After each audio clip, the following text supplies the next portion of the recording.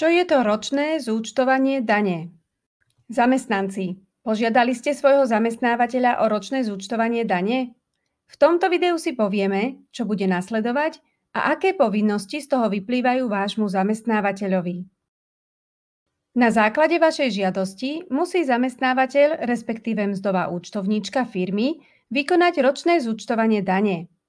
Ročné zúčtovanie dane je vlastne niečo podobné ako daňové priznanie, akurát, že ho nemusí robiť sám daňovník, ale urobí ho za vás váš zamestnávateľ.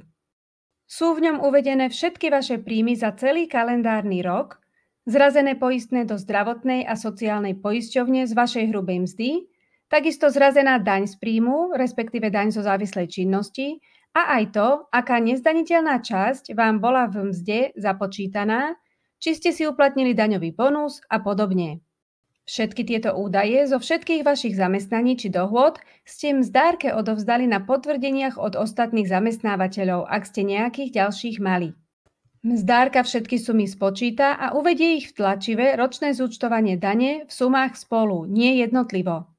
Zároveň postupuje podľa vami vyplnenej žiadosti o ročné zúčtovanie dane, preto je dôležité, aby ju zamestnanec správne vyplnil.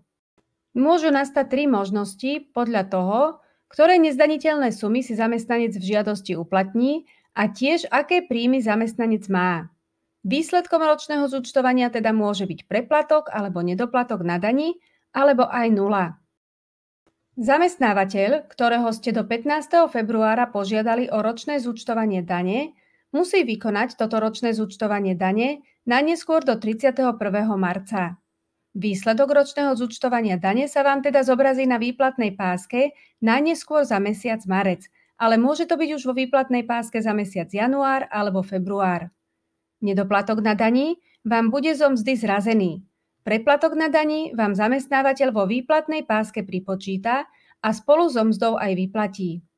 Okrem toho, že výsledok uvidíte vo výplatnej páske, zamestnávateľ vám doručí aj samotný doklad ročné zúčtovanie dane, a to najneskôr do 30. apríla.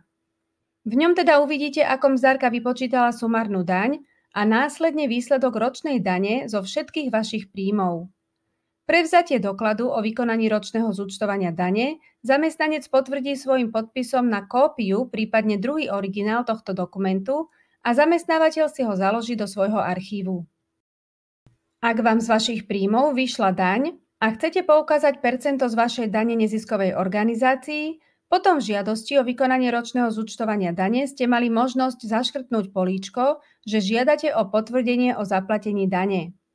Ak ste ho zaškrtli, zamestnávateľ je povinný vám do 15. apríla doručiť potvrdenie o zaplatení dane z príjmov zo závislej činnosti.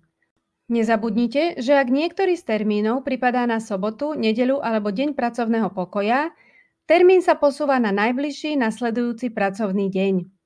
Ako funguje darovanie percenta z dane, si môžete pozrieť v ďalšom videu, ako môže zamestnanec darovať 2% z dane.